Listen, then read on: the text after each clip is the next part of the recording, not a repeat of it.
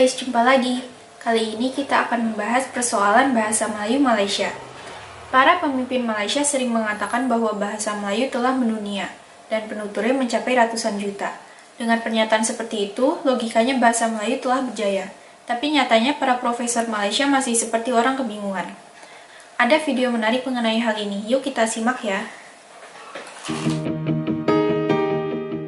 Selama ini kita melihat, para pemimpin dan profesor Malaysia seperti dalam kebingungan.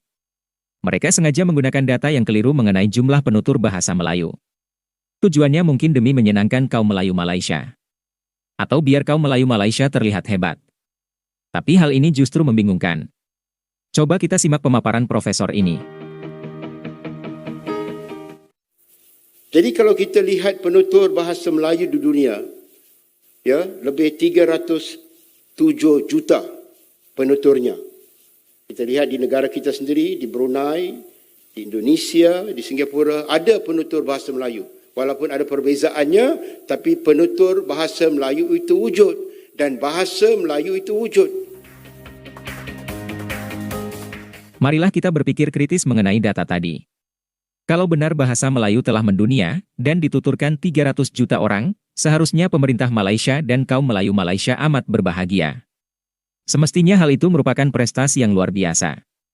Dengan angka penutur sebesar itu, tentu menunjukkan bahwa Malaysia telah berhasil memartabatkan bahasa Melayu di negaranya sendiri, bahkan sukses pula mengantarbangsakan bahasa Melayu. Jangan lupa pula, bahasa berkaitan dengan kebudayaan. Dengan penutur bahasa Melayu sebesar itu, berarti musik dan sinetron Melayu Malaysia telah membanjiri Asia Tenggara. Penyanyi dan pelawak tunggal atau stand-up komedi Melayu asal Malaysia seharusnya merajai Asia Tenggara. Nyatanya tidak demikian. Budaya pop Indonesia yang kini menjajah Malaysia.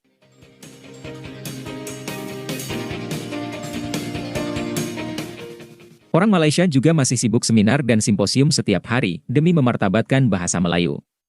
Artinya, yang hebat, bahkan mendunia itu adalah bahasa Indonesia. Kebudayaan yang hebat itu adalah kebudayaan Indonesia, bukan Melayu Malaysia. Dan sebetulnya, Malaysia sedang kebingungan untuk menyelamatkan bahasa dan budaya Melayu. Dan saking bingungnya, mereka pun kadang mengakui kehebatan bahasa Indonesia dan studi Indonesia di luar negeri. Saya bila pergi ke Thailand, saya profesor kunjungan, saya pergi ke universiti, ada bahasa Melayu. Pergi sekolah, ada bahasa Melayu. Tapi bahasa Melayu Indonesia. Saya pergi ke Australia, ada bahasa Melayu. Tetapi bahasa Indonesia. Jadi kita harus lihat bagaimana kita boleh kembangkan bukan saja dalam negara dan juga di luar negara. Untuk menggerakkan satu gagasan baru iaitu yang disebut sebagai diplomasi kebudayaan, termasuk mengembangkan, mengangkat bahasa, sastra, budaya dan segala warisan negara di peringkat antarabangsa khususnya melalui kedutaan-kedutaan utama di seluruh dunia. Dan inilah yang telah pun dilakukan oleh negara lain seperti jiran kita Indonesia yang memberikan tugas tanggungjawab negara pada atasye pendidikan dan kebudayaan Indonesia. Maka itu kita dapati yang terkenal, tersohor di seluruh dunia ialah dikatakan Indonesian Studies, pengajian Indonesia. Terkenal, tersohor di seluruh dunia ialah dikatakan Indonesian Studies, pengajian Indonesia. Itulah guys, rupanya orang Malaysia bingung sendiri. Mereka mengatakan penutur bahasa Melayu mencapai ratusan juta orang. Tapi nyatanya yang mendunia adalah bahasa Indonesia. Adapun nasib bahasa Melayu Malaysia jelas memprihatinkan. Padahal bahasa Melayu Malaysia dengan bahasa Indonesia amatlah berbeda. Yuk kita lanjut lagi ya. Merasa jauh tertinggal dari Indonesia, Malaysia setiap hari pening sekali. Dengan segala cara pula, Malaysia berusaha untuk menyebarkan budaya dan bahasa Melayu ke negara lain, termasuk Indonesia. Supaya UKM menjadi sekretariat ataupun urustia Indo menyelaraskan kerja-kerja pengembangan bahasa Melayu, pengajian Melayu di universiti ASEAN, terutama negara Thailand, dihitung sudah ada belasan universiti yang mempunyai jabatan pengajian Melayu, ada yang kursus minor, ada yang kursus elektif. Ini kita manfaatkan. Universiti di Filipina, rakan kita di Indonesia sekarang tidak ada masalah, tetapi Indonesia kesnya mungkin lain. Sukar untuk kita memasukkan bahasa Melayu sebagai mata kuliah dalam kurikulum. Itu tidak akan mungkin berlaku, tetapi strateginya ialah dengan menubuhkan pusat pengajian Malaysia seperti yang pernah dibuat oleh Universitas Sumatera Utara. Strateginya ialah dengan menubuhkan pusat pengajian Malaysia seperti yang pernah dibuat oleh Universitas Sumatera Utara di bawah pimpinan Allahyarham Prof. Amin Siregar dahulu. Nah, itu saya kira dapat dilaksanakan oleh pihak Indonesia. Dan Masalahnya, pengantarbangsaan budaya dan bahasa Melayu tidaklah mudah. Bangsa Indonesia telah menyebarkan budaya dan bahasa Indonesia sejak Indonesia merdeka. Adapun Malaysia baru berpikiran sekarang. Jangankan menyebarkan bahasa Melayu di persada dunia, sekarang pun Malaysia kekurangan guru bahasa Melayu. Hal itu terjadi karena banyak guru yang memilih pensiun lebih awal. Dan yang paling banyak justru guru bahasa Melayu.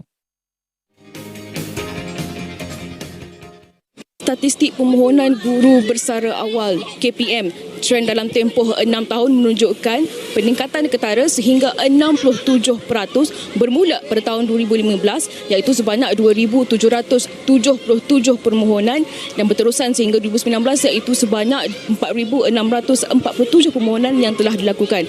Manakala pada tahun 2020 jumlah menurun sedikit iaitu sebanyak 8% namun berterusan meningkat sehingga kini sehingga membimbangkan institusi pendidikan negara. Mendedahkan lebih 10,000 guru menghantar permohonan besar awal setiap tahun. Angka itu dikatakan menyamai kadar guru besar wajib.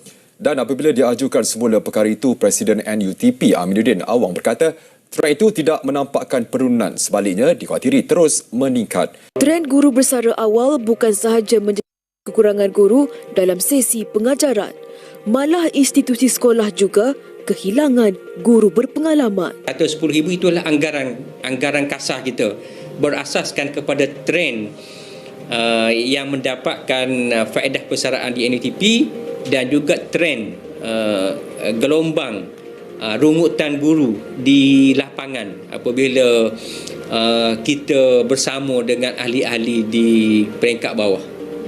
Ramai pada masa itu ramai dah melahirkan mereka nak bersara. Beliau juga tidak menolak dakwaan sesetengah guru memilih jalan itu disebabkan kerana pentadbiran sekolah. Katanya, ada guru besar yang bersifat diktator dan tidak bertimbang rasa sehingga menyumbang kepada peningkatan trend berkenaan. Berdasarkan kajian dan analisis soal selidik cenderungan bersara awal dalam kalangan guru mendapati 36.6% guru mengakui jika diberi peluang mereka lebih cenderung untuk bersara awal. Begitulah guys, rupanya Malaysia kekurangan guru karena banyak yang lebih memilih pensiun dini. Nah, guru bahasa Melayu adalah yang paling banyak berhenti lebih awal. Hal ini jelas merepotkan. Padahal peran guru amatlah penting dalam memartabatkan bahasa Melayu. Sejauh ini Malaysia juga belum punya program seperti bahasa Indonesia bagi penutur asing atau BIPA. Jadi semakin sulit untuk membawa bahasa Melayu ke persada dunia. Terima kasih sudah menonton sajian kami, sampai jumpa lagi.